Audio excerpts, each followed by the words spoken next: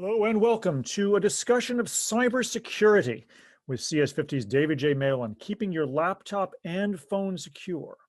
This is a socialized remotely signature event brought to you by Harvard's Office of the Vice Provost for Advances in Learning, CS50, and socializeremotely.harvard.edu. Thank you all for joining us tonight for our discussion of cybersecurity with CS50's David Malan. In 2019, the most common password by one measure was 123456, and the fourth most common password was password. Suffice it to say, we can do better. Yet there are trade-offs. So let's have a discussion of cybersecurity and learn how you can keep your laptop and phone more secure. Just how private are your emails and texts? What's end-to-end encryption? Is Zoom actually bad? Just what does Incognito Mode do? All this and more are our subjects tonight. Our speaker tonight, David J. Malan, is Gordon McKay Professor of the Practice of Computer Science, the School of Engineering and Applied Sciences, and a member of the Faculty of Education, the Graduate School of Education at Harvard University. He teaches Computer Science 50, otherwise known as CS50, which is Harvard University's largest course and one of Yale University's largest courses and edX's largest MOOC with over 1.9 million registrants. David also teaches at Harvard Business School, the Law School, the Extension School, and the Summer School. All of his courses are freely available as open courseware. Without further ado, let's begin our discussion of cybersecurity. David, the virtual floor is yours. All right. Well, hello, everyone. My name is David Malan. Indeed. Thank you, Jonathan, for that introduction. So for those of you who are alumni, I myself lived in Matthews Hall my freshman year. Familiar? I went on to live in Mather House for 3 years, ended up graduating class of 1999, was computer science, and then eventually years later found my way back to the PhD program, and then more recently to the helm of CS50, teaching at FAS and HBS, HLS, and the like. So nice to see so many faces here tonight. Please feel free to turn on your video if you are comfortable participating visually as well. At any point, if you have any questions or contributions that you'd like to make, an answer to any questions I might ask, please feel free to use the blue raise hand feature of Zoom. If you open your participants window, which is probably an icon along the bottom of your screen, that will reveal all of tonight's participants. And there should be an icon via which you can raise your hand virtually. And I'll do my best to field those questions. But if not, please feel free to follow up via email afterward instead. I'm also joined by one of CS50's own staff members and a colleague of mine, Brian Yu. Allow me to draw attention to him as well. Hi, everyone. I'm Brian. I graduated from the college in 2019, where I lived in Winthrop House. I studied computer science, and now I work as a preceptor at Harvard's Division of Continuing Education, working with CS50 and a number of other computer science classes. So looking forward to today's discussion. All right, so of course, tonight is entitled Keeping Your Phone and Laptop Secure. So let me just start with kind of a warm-up question. Within Zoom's participants window, you should also see a yes icon and a no icon, most likely in green and red. And let me just ask first one question. Is your laptop or desktop computer secure? Those of you who are here in Zoom with us, if you'd like to go ahead and say yes with the green icon or no with the red icon. Let's get a sense of the vote tallies. So far, I'm seeing a lot of secure laptops and desktops. More than twice as many of you say yes versus no. The votes here are still coming in, and I'm seeing numbers like 34 of you at the moment are saying yes, your laptop or desktop is secure. 14 of you are saying no, it's not. So hopefully we can help the latter of you to this evening as well. Let me go ahead and put all the hands down and ask one follow-up question. Now about your phone. Odds are these days you have an iPhone or Android or perhaps something else. Is your phone secure? If you'd like to buzz in with the same buttons. Green for yes, red for no. So we're seeing pretty similar numbers. A few of you who said, yes, your laptop or desktop is secure seem to now be saying, no, your phone isn't. So hopefully we can patch those holes tonight too. I'm currently seeing 31 yeses and 18 nos. So some opportunity for improvement. But I think I'm being a bit unfair with the question in itself. What does it even mean for your phone or your laptop to be secure?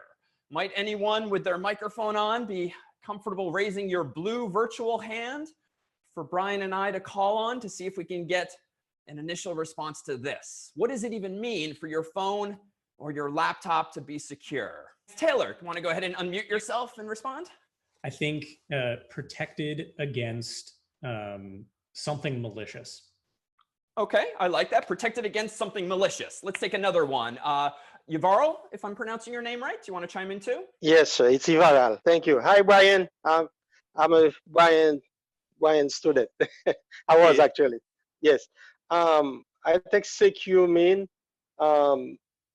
it's safe against hackers, against someone who would try to break into either your phone or the laptop, and maliciously. Okay. All of you think about it in a somewhat different way, certainly in some way that guides you to answering that question in the first place. Yes, your phone or laptop secure, or no, it's not. The catch, though, when it comes to security is that that question isn't really fair because there's really no absolute truth when it comes to is something secure. What we should really be doing and what we should really be thinking about is probabilistic security, or the probability that someone will or will not get into your device and access your data when you don't want them to actually do so. And it's helpful too to start thinking about security in terms of really costs and benefits, because just like in the physical world, you can secure all the more your home or your apartment or your car or the like. There's typically some cost for doing that and adding more and more locks or more security. And at some point, you may very well break the bank when trying to keep those adversaries out. So really, security is about finding this balance, finding that inflection point where the cost to you does not outwhelm the benefit to you. And yet the fundamental catch with security, I dare say, is that if we're allowed to think of ourselves as the good guys, so to speak, we're sort of at a fundamental disadvantage. Why might it be the case that the bad guys, adversaries, so to speak, have the fundamental advantage when it comes to matters of security? Why should we be a little bit afraid? Why should we be a little bit paranoid? Any thoughts?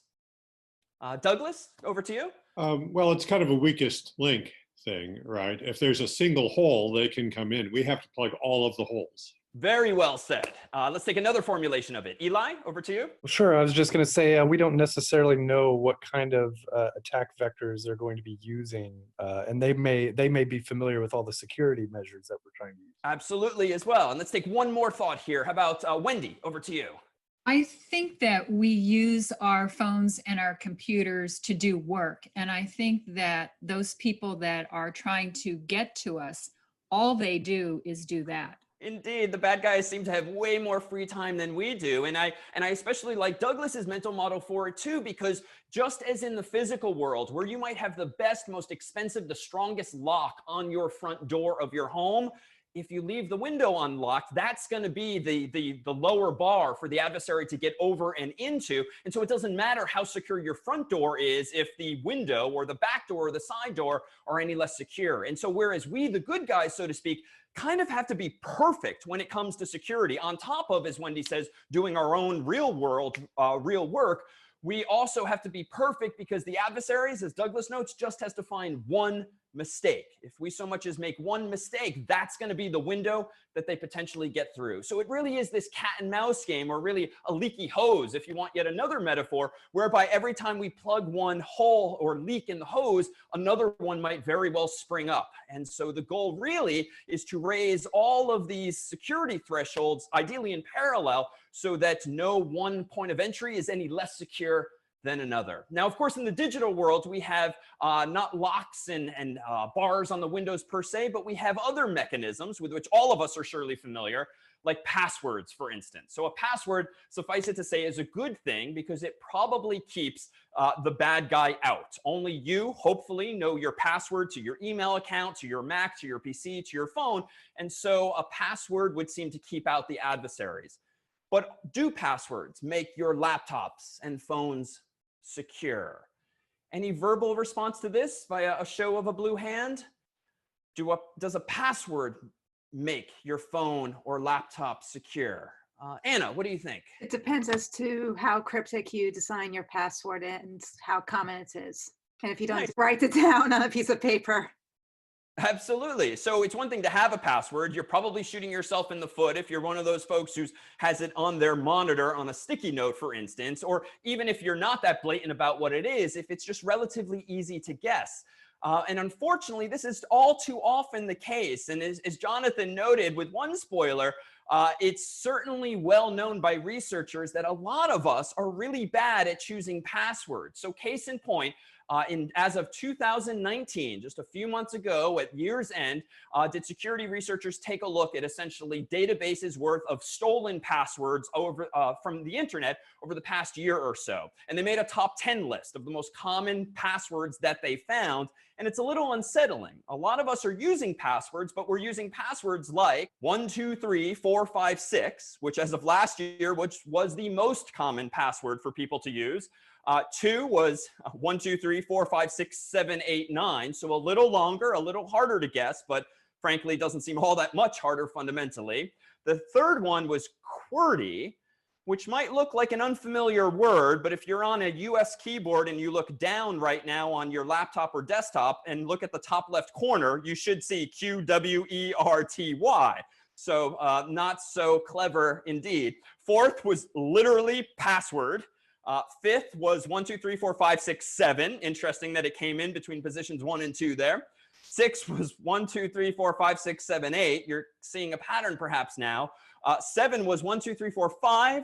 8 was adorable. I love you is apparently an incredibly common password. So if you think you're being clever with that, no matter who you're thinking of when you type it, so are a lot of other people in the world. 9 in position 9 is just 111111. And in position 10 was 123123. And from those last two, you can probably infer what kind of systems the people are on. They're probably on a system that requires at a minimum that your password be 6 digits or characters long. And that's the low bar that they satisfied there. So it would seem that even though passwords might very well help secure our devices, like we have to participate in the design thereof, and we need to be a little smarter about it because adversaries are out there and they can attack our accounts. But let's be clear on what we mean here. How might an adversary, someone perhaps even unbeknownst to you, get into your Gmail account or get into your phone? Like physically, what might they do? What is the threat even when you have a password? Could someone put their finger on that? Even if you have a password, what physical acts might you still be worried about? Just to be clear. How about back to Eli? They could brute force your password or somehow social engineer it if they know some other personal information of yours. Yeah, well said. Brute force means to really try all possible passwords and see if you're right eventually. Social engineering might be maybe send them an email that looks like it's from the IT department and trick a person into telling you their password, maybe by replying to that email or some other social mechanism. Stein, would you like to offer your perspective too? I would phrase it as inviting them into your network in essence.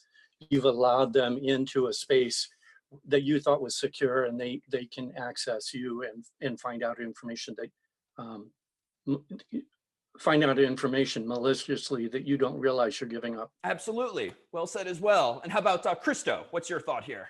Yeah, if they indeed have physical access, they could put malware or a keylogger or any number of things if they had physical access to your computer. Yeah, and that's a good one. If you've never heard the term a keylogger, which rather says what it is, if you think about the term, is some piece of malicious software or malware that's installed on a Mac or PC or maybe even a phone that is literally logging all of your keystrokes. And at that point, all of this security is out the window, because even if you have the best password ever that no one else has, it doesn't matter if you're going and typing it into a machine that's listening to every keystroke and that some adversary can then go and retrieve from that machine thereafter. And so as an aside, if you're currently in the habit, for instance, of using not only your own work laptop or desktop, not only your own home computer, not only your own phone, but maybe you sit down at a colleague's computer once in a while, maybe you go into a computer lab, maybe you're comfortable using a friend's or a significant other's laptop or desktop, you might very well want to rethink those practices, because who knows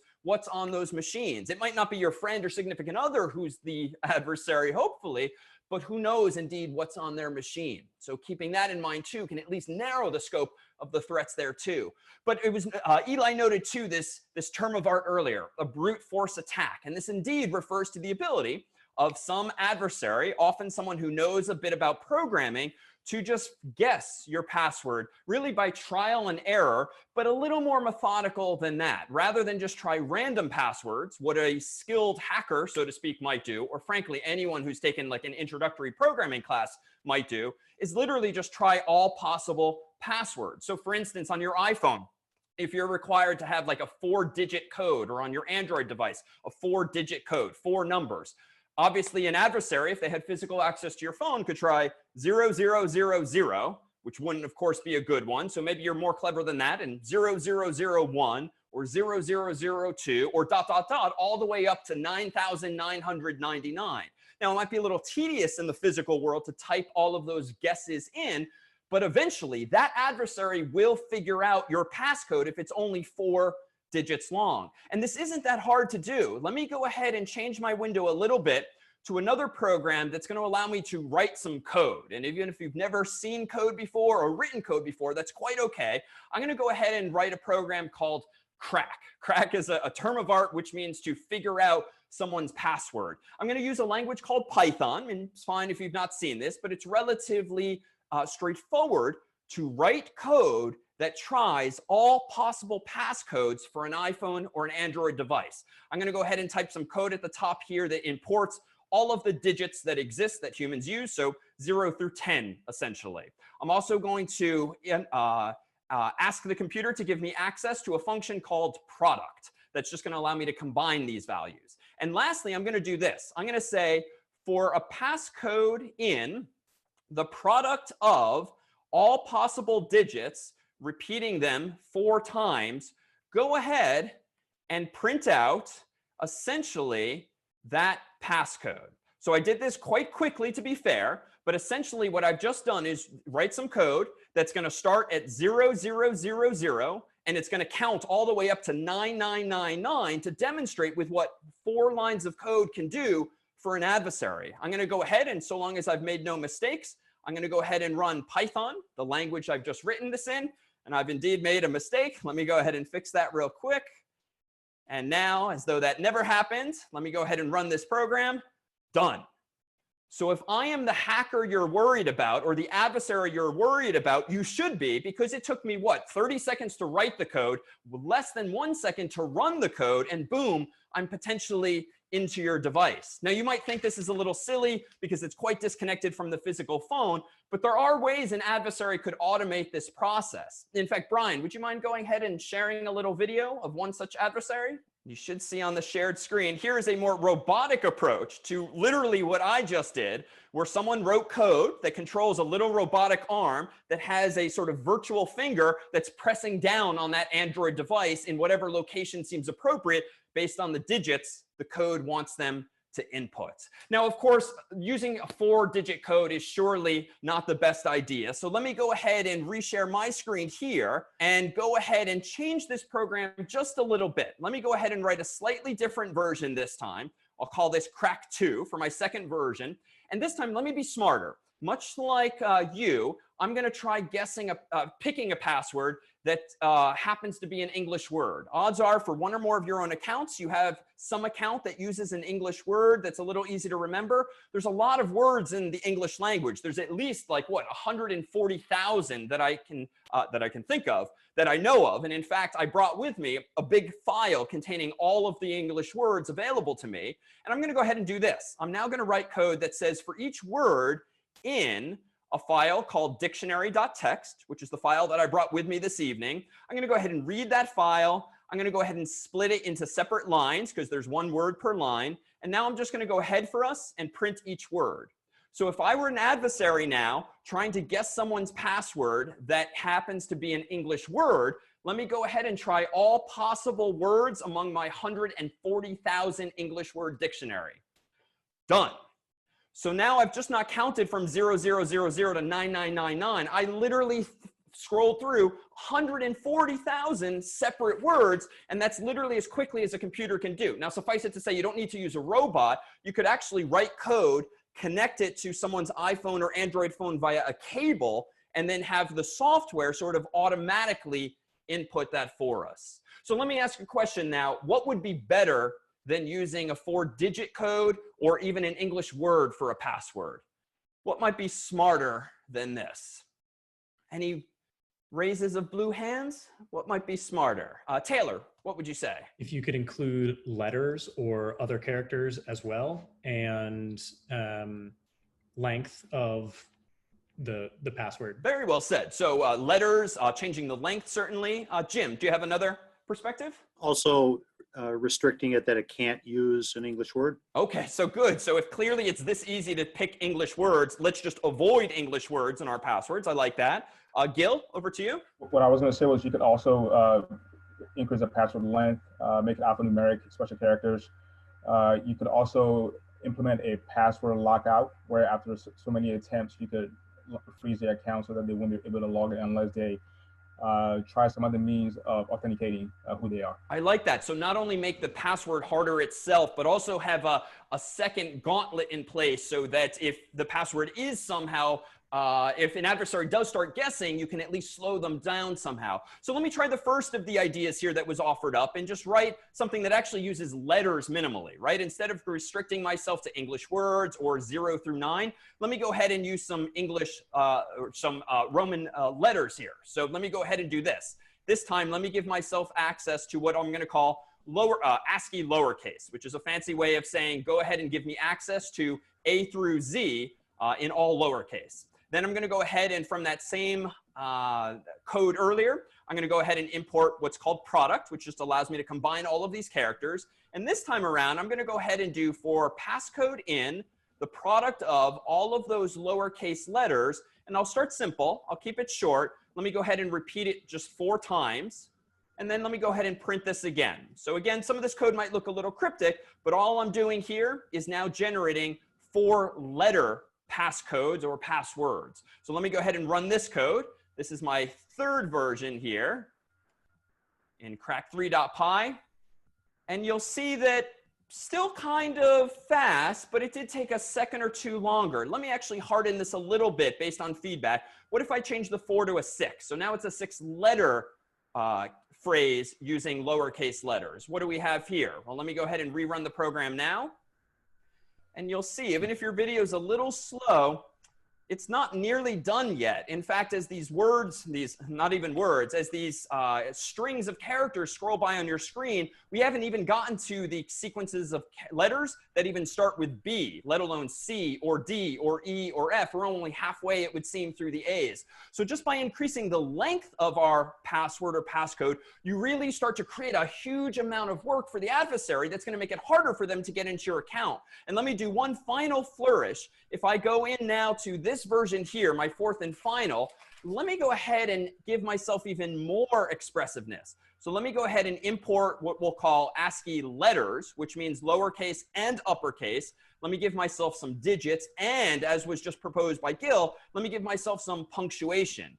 I'm again going to use this product thing. So import product. And now let me do a slightly different line of code here. For passcode in the product of any of these ASCII letters plus digits plus punctuation, let me go ahead and now repeat it even only 4 times.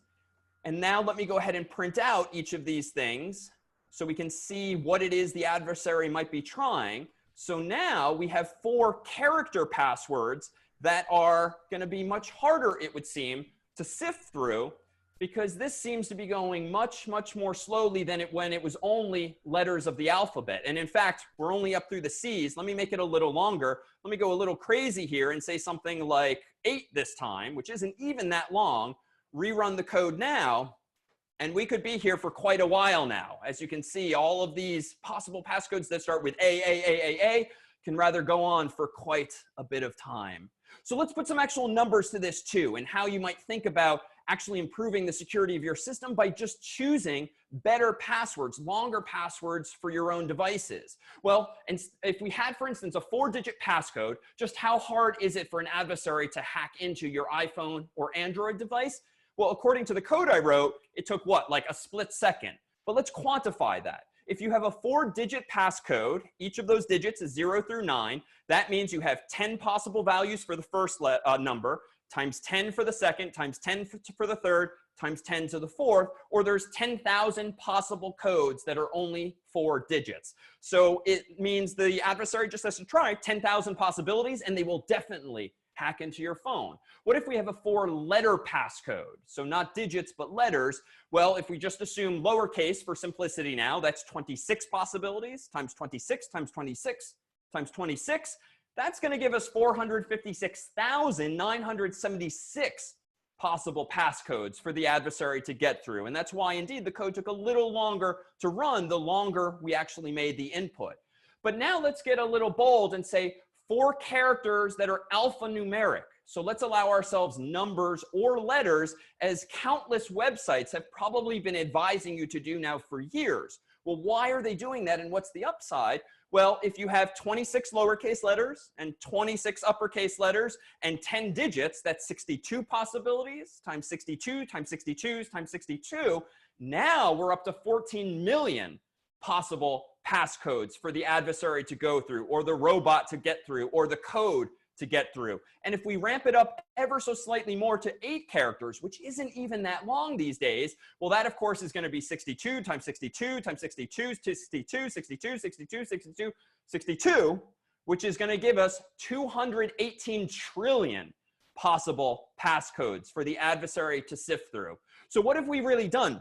We've not fundamentally changed what it is the adversary has to do in order to attack us. We've just made the range of possible passcodes so much longer that, sure, the adversary can try running their code, they can try using their robot, but it might very well take them trillions of steps in order to figure out what my passcode is. So we're really just raising the bar and equivalently lowering the probability that some adversary is going to get lucky and simply guess what my passcode is. But Gil, I like that you suggested another approach altogether. And if I may, I actually have a screenshot here. Has anyone accidentally done this to themselves? No need to raise a digital hand, but maybe by an admission of physical hands. Okay. Miley and Thomas, so a few of us have locked ourselves out of our own phones. So certainly annoying and maybe not the most appreciated feature. But why is actually this capability of iPhones and Android phones a good thing, to be clear?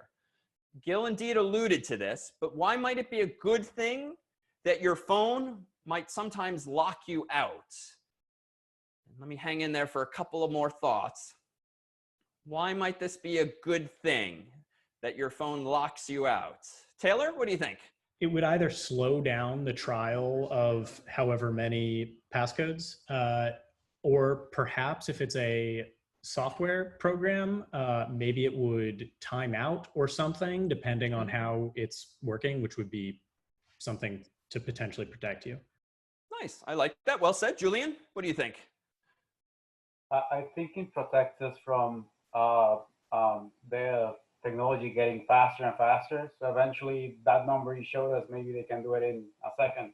So that's by stopping us from doing it, we can actually, get more protected. Yeah, absolutely. You might recall seeing my all of the possible passcodes. The code I wrote just flew across my screen. So even though that's the code version of an attack, it's not a human manually typing it in, thereby blocking my access from my own device. You could imagine in software just slowing down the adversary so that you only can try 1 passcode per second, or maybe a few passcodes per hour or per day. And at that point, you know what? The adversary is hopefully and probably just going to give up. And they're hopefully going to go steal someone else's phone who hasn't set the bar quite as high. Yvrarl, what's your thought here too? Actually, it's similar to what you just said, Professor. When the phone turned off or asked you for a password, meaning if you didn't have the right password, so you won't be able to access it again. I think to me, it's a security measure. In case like it wasn't your phone, let's say you found that phone, it wasn't yours, and you try and that's happened sometimes. Even you try to log in into your bank account. Let's say you put the password and it's not working, and you say, okay, it's disabled like for a couple of minutes, come back, but you make sure you're gonna have the right password. If you don't, they might send you have to call the bank or something like that. I think that Yeah, that's a good- absolutely. It adds friction to the process. And so there's a takeaway here, though, is that this seems to be a win for us because it slows down the adversary. And again, the goal in security, again, isn't to be 100% secure, which is a rather nonsensical, naive claim. But in the real world, you want your home, frankly, if not a bit selfishly, just to be more secure than your neighbors, right? If there's some adversary trying to get into a home, you want to make sure that it's so expensive or so time consuming or so difficult for them to get into your home that they actually go target some other home instead. And indeed, by raising the bar, do you hopefully keep people out just by the probability that it's going to take them so long to actually attack you. But there's got to be some price paid, right? It's not a win-win per se. I think I and Thomas and Miley, hope I'm pronouncing your name right. We've all paid a price. What is the price we're paying by having mechanisms like this ability for the phone to slow adversaries down? Just to be clear, what price are we, the consumers, paying for that added level of security? Jim, can I call on you for this one? Well, certainly you can, if it's only 3 attempts, it's easy to accidentally put your own password in wrong. And I had never thought of it until you showed the number that it was like 10,000, and setting it at 3 seems to be weighted a lot more for inconvenience for the user than for obstacle to the attacker. Yeah, absolutely. I mean, I think all of us who are smiling on camera with some embarrassment have locked ourselves out of our phones because late at night, or you're maybe a little tipsy, or you're just not really focused on your phone, you input the wrong password again and again and again enough times that you lock yourself out of your device. And that might be the worst possible time to do so, because you know what Apple even does? It doesn't just lock you out for a minute.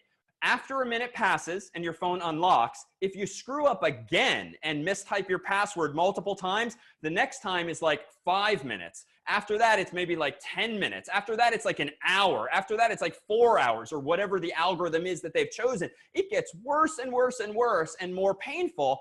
The upside of that, though, is at that point, the adversary is going to be as frustrated as you are, and again, probably put the device aside. But there's constantly this friction between the good guys and the bad, in that if we want to raise the bar to the adversary, odds are we're raising the bar to our own convenience, at least in some situations.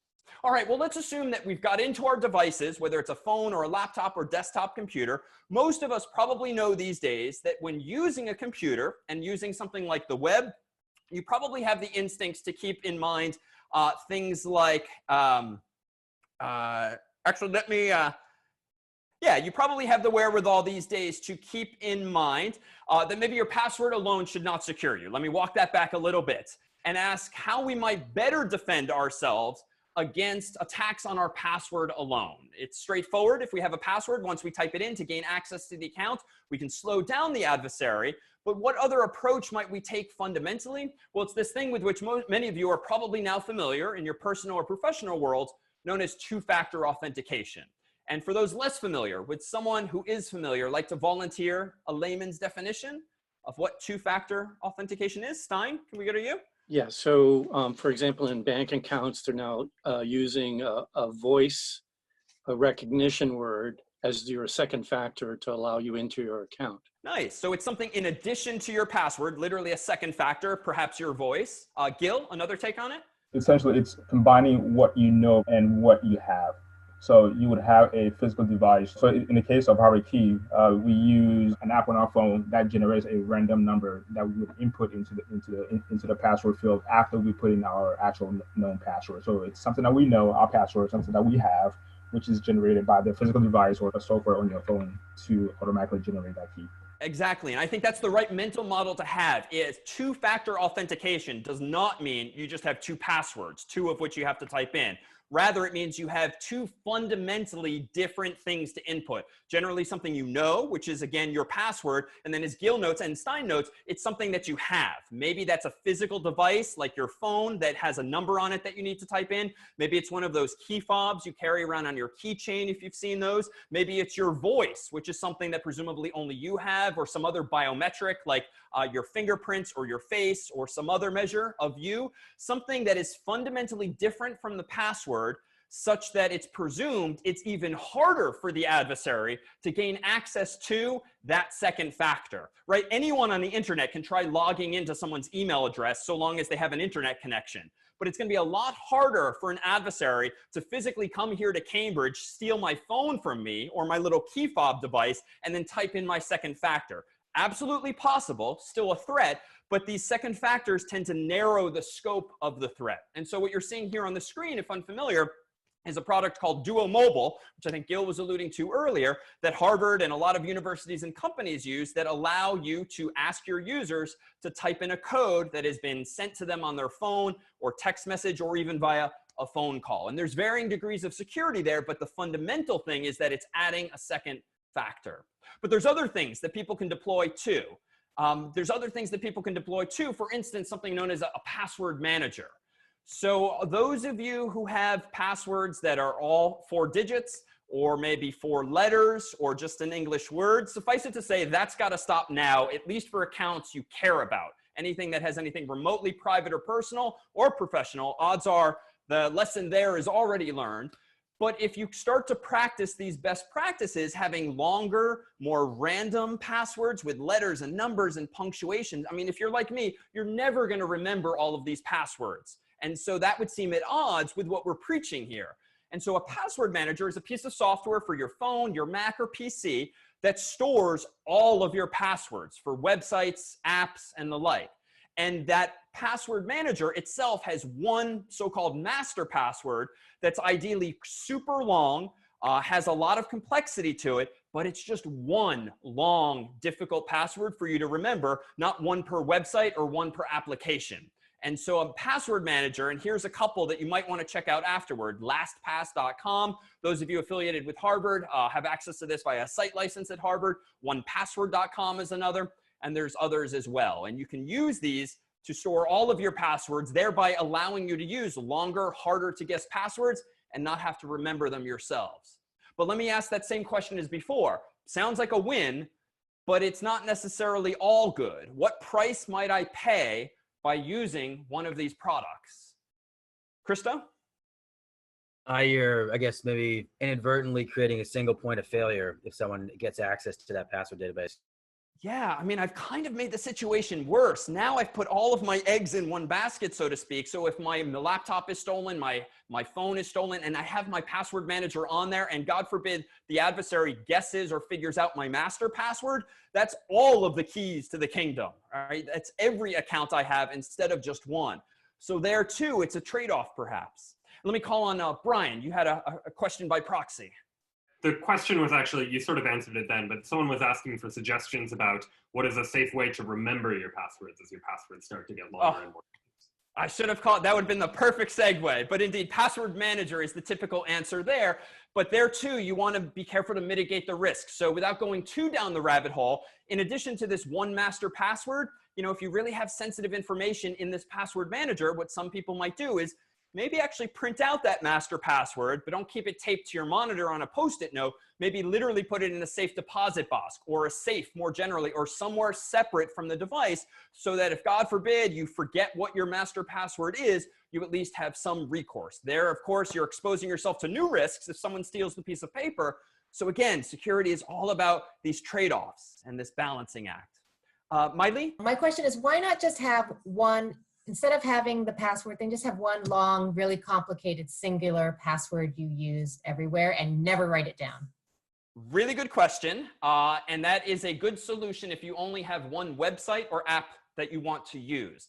The problem is if you reuse passwords, then if any one of those websites or applications is compromised, and honestly, it's hard not to see every week in the news some website that has been hacked in some way. The problem is if you're using the same password everywhere else, a lot of adversaries assume that. And so even if it was facebook.com that was hacked, they might assume that, oh, you know, Miley might be one of these people who uses her password everywhere. I'm going to try to log into Gmail now with that same account, or Bank of America with that same password and the like. And so you have this domino effect that's best left avoided. Christo, over to you. Yeah, just a comment on the question by proxy. I think a few years ago, I read something by Bruce Schneier, a security expert, about long passwords, and that you can take an obscure phrase or passage from a book or something meaningful to you and take the first letter of each to make that a long password that is complicated and obscure and not in a dictionary. That's a good heuristic. And there too, you want to be careful. Probably best not to leave that book on the coffee table, for instance, or little pencil marks in it. But absolutely, there are ways you can help mitigate the possibility you'll forget. But there too, you're exposing yourself to some amount of risk, and you just need to decide what that right balance is. All right, well, once we're actually into our accounts, most of us probably know to have the instincts to look for secure websites these days. That is to say, URLs that start not with HTTP:// but HTTPS://. Now, unfortunately, Microsoft Edge and Firefox and Chrome have been simplifying things for years, just like Safari. And so it's hard to see these in the URLs these days, but they're often there. And thankfully, many, if not most, websites these days are secured via HTTPS. What that means is that your connection between you and Facebook, between you and Gmail, between you and harvard.edu is encrypted. And for tonight's purposes, to encrypt something just means to scramble the information such that if an adversary sees it going between you and Facebook or you and Gmail, they don't know what they're looking at. It looks like random data on the internet. Encryption gives you that property. But that's not the same thing as end-to-end encryption. End-to-end encryption is another term of art that refers to a stronger property. Anyone want to give us a definition of what is meant generally by end-to-end encryption and why we as consumers should be hoping for and looking for this more frequently these days? Taylor? I think it means or has to do with who exactly has the ability to get the plain text back. So end-to-end encryption, I think, means that if I were to send you a message, we would each be able to access the plain text, but the service through which we sent the message is not able to decrypt that message. They don't have the key, only you and I have the key. Perfect. So very well said, insofar as normally when you encrypt things with just HTTPS, and for instance, you visit gmail.com, if you send an email from yourself through Gmail to someone else, the someone else can certainly read that email, but you know who else can? Employees at Google. Now, presumably they have various technical and policy constraints that prevent that with high probability from happening, but it can absolutely happen. The data is stored on Google servers. You did not encrypt it in advance, that is, scramble it in advance before sending it to someone else. So end-to-end encryption is a stronger property to look for and hope for in applications and websites these days. So for instance, if I want to send Brian a truly secure message, I actually probably want to use a tool like WhatsApp or Signal, or there's other applications these days that offer what's indeed called end-to-end encryption. And what this means is that when I hit send on my phone to send Brian a secure message, my phone first encrypts it, that is, scrambles it, then sends it to WhatsApp servers and transitively to Brian, and his phone then decrypts it. So even though WhatsApp, otherwise known as Facebook, has access to the data that's going between me and Brian, that data is encrypted, and prying eyes cannot access the data. Now, is it necessarily implemented this way? Hopefully.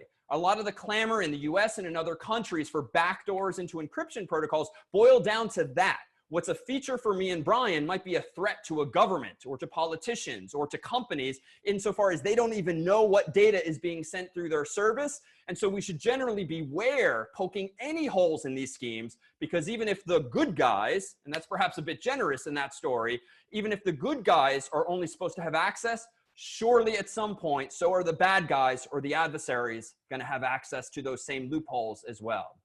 So speaking of end-to-end encryption, Zoom got in trouble recently for saying they use end-to-end encryption.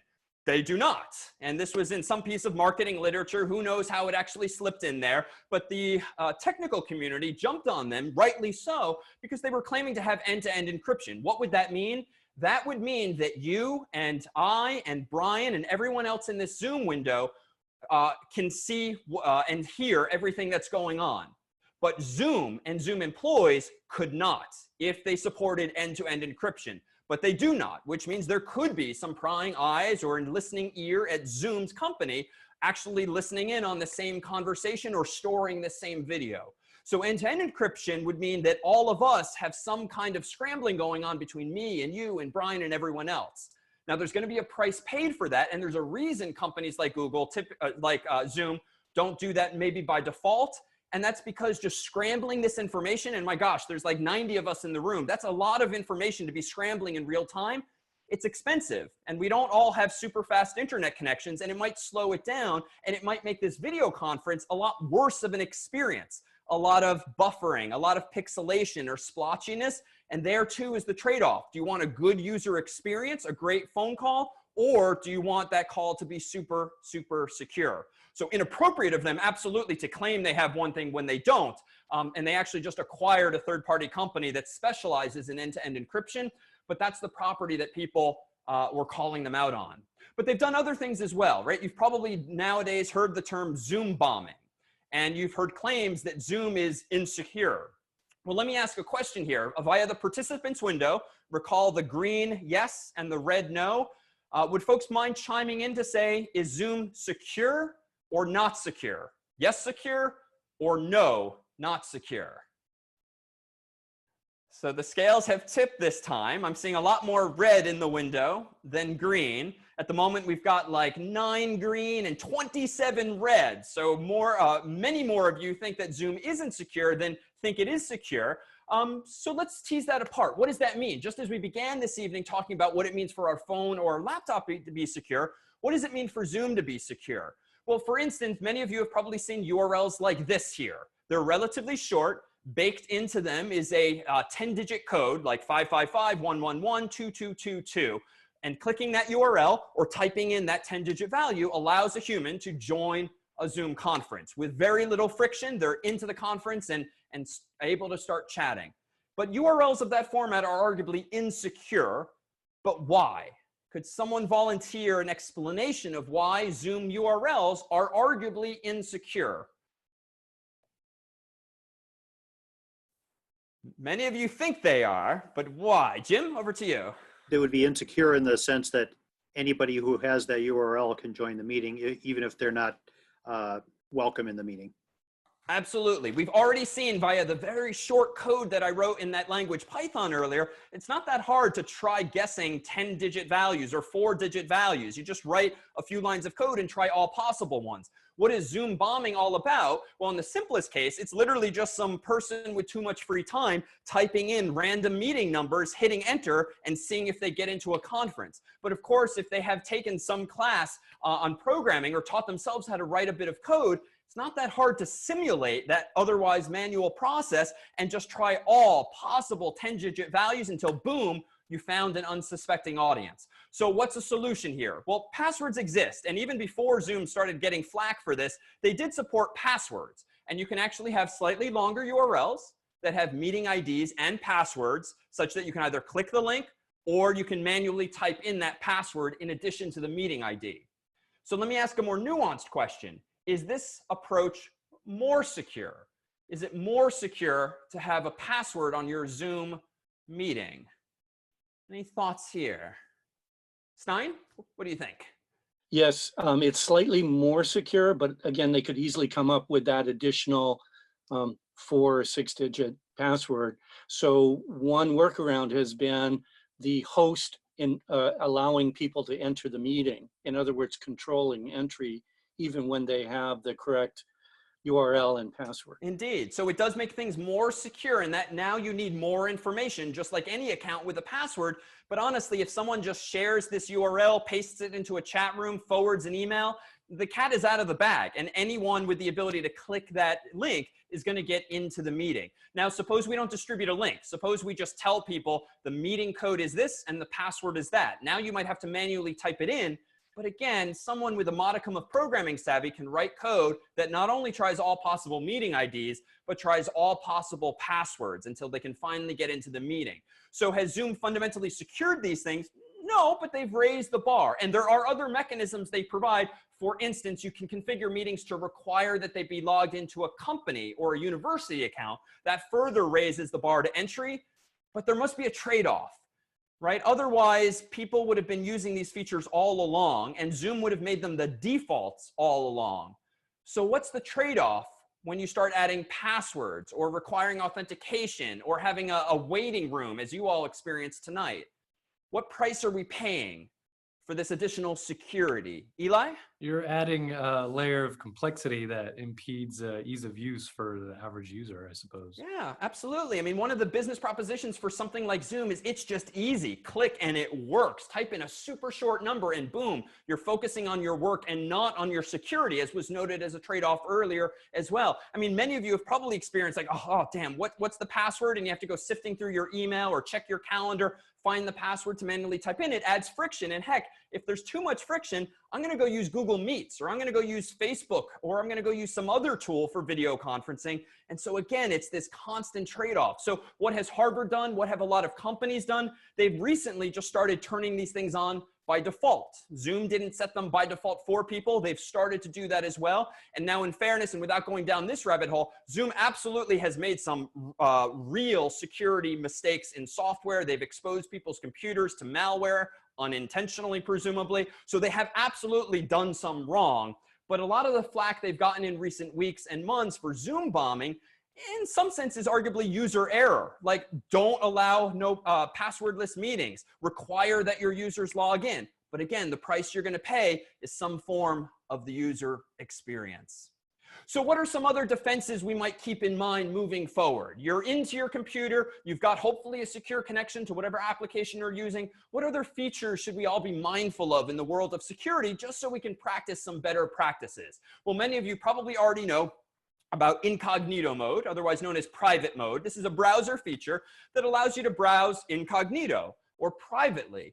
Well, what does that really mean? Well, just to dispel any potential myths, that doesn't mean you're anonymous on the web. That doesn't mean that the website can't figure out who you are. What it tends to do is something more technical. When you use incognito mode or private mode, by default, you're logged out. So even if you have Facebook or Gmail or some other website open in another window, you won't be in there, in that window. And this relates to what are called cookies, which are little pieces of information that websites are allowed to store in your browser just to remember who you are. So by using incognito mode or private mode, your browser effectively forgets who you are. But if you get a little sloppy and you use incognito mode and visit Facebook and Gmail and maybe some other websites all in the same incognito window, you start to leak information very quickly. And those websites, especially the Googles and the Facebooks of the world that are heavily into the advertising world, they have hooks into so many different websites. And suffice it to say, it is still possible, if not relatively easy, for websites to know or figure out who you are, or maybe not your name and address, but that you're the same user. And they might be able to infer with high probability that the same user keeps using incognito mode on their site, because all browsers, unfortunately, have signatures. There's ways with high probability to infer that, okay, I don't know for sure that that's Brian Yu again on my website, but it sure does look like him. And therefore, I'm going to serve him these ads or assume this about this user. So it's not the end-all protection, but it's certainly better than not using it. What's another mechanism we have at our disposal just to keep ourselves more secure? And as we began, to keep the adversaries out with higher probability, but not absolute. Automatic updates. Microsoft, Google, Apple, and the like have in recent years started turning this on by default so that our phones and our laptops and desktops automatically update overnight, thereby running the latest software that hopefully has fewer bugs or mistakes than yesterday's software had.